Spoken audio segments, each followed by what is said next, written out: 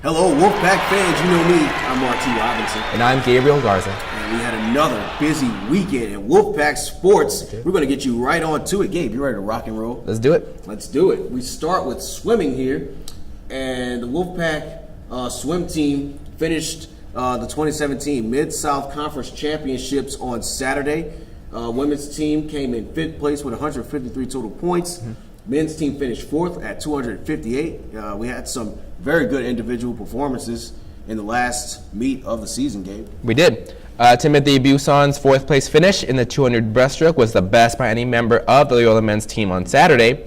John Tarpey claimed 5th in the 200 backstroke. Nicholas Malash took home 6th in the 200 backstroke. And then on the women's side, we had the two swimmers took home 3rd place finishes. Mallory Adair, who's a freshman, taking 3rd in the 200 butterfly, and Nina Mantich, also a freshman, claiming the top 3 spots in the 200 backstroke. Along with, in last place, Paige Carter left the Kingsport Aquatic Center with a 6th place finish in the 100 freestyle, as she was followed closely by Cameron Smith in 8th. Yeah, some good things from the Wolfpack swimming team to end their season on a bit of a high note. I know head coach Natal has got to be excited about what his team was able to bring with the limited numbers. Hopefully we see that team growing a little bit more recruits, and we're going to keep you up to date with what the swim team program is continuing to do here as we move right along with the next game, or sport rather, on our rundown. And it's Loyola baseball kicked off their season this past weekend. They started on Friday against Rusk College with a 18-0 defeat on Friday, but then they followed it up with an 8-3 win on Saturday, and then a 4-3 win as well. It was a doubleheader for them in Game 2. So a lot of positive things here from the Wolfpack baseball team, Gabe. Oh yeah, a lot of positivity to start the season off. Coming off an 18-0 victory, that's pretty good. Now 3-0. Yeah. And what I saw in these games was the fact that the offense was there to score 18 points in your first game. The offense has to be there. 8-3 victories, good offense, and not only the pitching. They shut out the team in the first game, and then didn't score more than 3.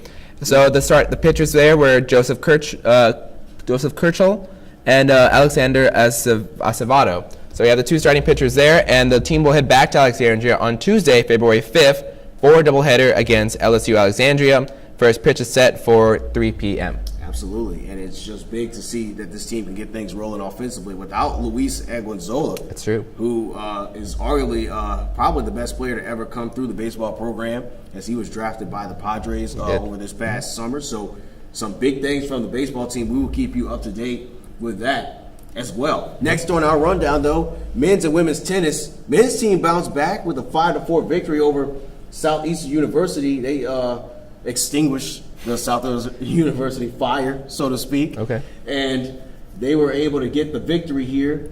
A lot of individual performances to carry the pack over the top here, Gabe, to get the victory on this past Saturday. Yeah, and as far as the men goes, in the singles competition, you had Galileo Cabrales, who had a victory, Ernesto de Diego, Alexandre de Pascual. Also, they all finished with singles victories. And then in the doubles competition, you had Stephen Lee and Ernesto de Diego with victory, Sean Presti and Maxim Rameau.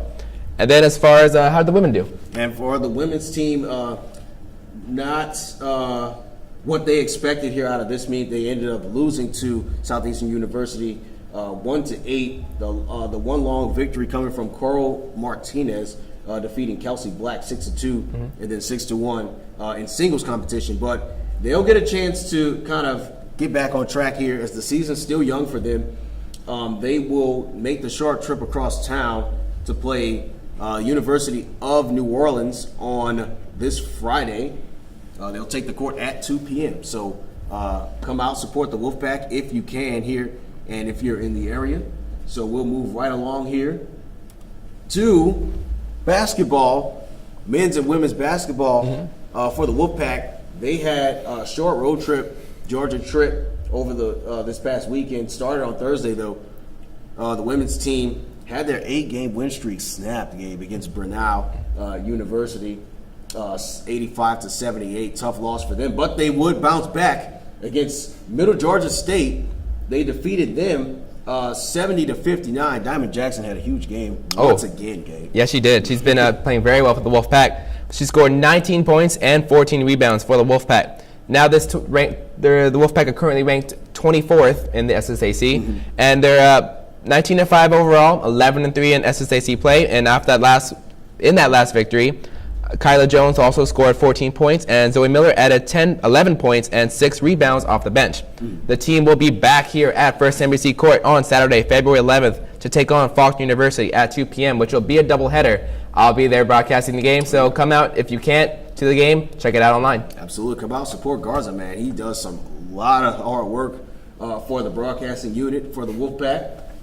I'm sure he would appreciate some love. Somebody else who would also appreciate some love as well. The men's basketball team also did well on their road trip. They went 1-1. A tough loss against number 4 ranked Dalton State College on Thursday, but they bounced back as well and got the victory over Middle Georgia State as well on Saturday, 66-57. Led throughout that game. The only time they didn't hold the lead actually in that ball game was for 5 minutes. But for the most part, they dominated from the opening tip. So something that Coach Hollowell likes to see there. Nick Parker led the way once again, though, for the Wolfpack in that ball game. He did. Nick Parker scored 16 points, and most of their senior players were leading this team in this game. It was Nick Parker, 16 points, Johnny Griffin with 14, and then Jalen Gray with 8 assists. So you got it from all areas of the team. Absolutely. And get this, the team shot 5 for 8 from 3-point range. Yeah. Very, very accurate. 62.5%. So the team will be back here at First NBC Court, part of the doubleheader on Saturday, February 11th, to take on SSAC foe Faulkner University, and that is set for tip-off for 4 p.m. Yeah, absolutely. And you talked about the 3-point shooting. The men's squad, they only took 8. I was surprised. I thought it was some kind of typo, but they only took 8 threes, connected on them, so they were accurate for them. So a great job for the men's squad, and we can't wait to see them take on Faulkner University for an SSAC showdown on Saturday. And as we're almost wrapping up here, we're going to look at our players of the week. Gabe, you're first, buddy. What do you got? Well, I'm going to go with Nick Parker. He scored 16 points in the last game. Then I think he scored 21 in the other one as well in the game, and they just lost. So I'm going to go with him. He's been playing very well for this team, and kind of sometimes can be a streaky player. When he gets going, he gets really hot, and he's playing well right now, so that's good for the Wolfpack. So I'm going to go with Nick Parker. They're definitely going to need that scoring. Yeah, and how about you? Who are we gonna go with? And I'm actually going to go with a swimmer on the women's side. I'm going to go with Nina Mantic. She finished with a 200-meter breaststroke of 2:10, 2 minutes and 10 seconds there. Finished in the top 3 actually during the Mid-South Conference Championships. She swam very, very well, and she's been one of the more consistent swimmers actually for this swim team, and it's just good for them in their first season to have someone who they can go to, and someone who Coach Natal can kind of look at and be one of the leaders going forward as they start this recruiting process here in the offseason. So we're going to see what they can do, and it's very good for them to be able to build off of this, kind of get the momentum going. So I'm picking Nina Mantic. Good pick. Was the player of the week for me. So that'll do it for us for today. Remember, you can follow us on Twitter, tweet at the show. Make sure you kind of talk to us about some things you want to see, some things that we can do differently.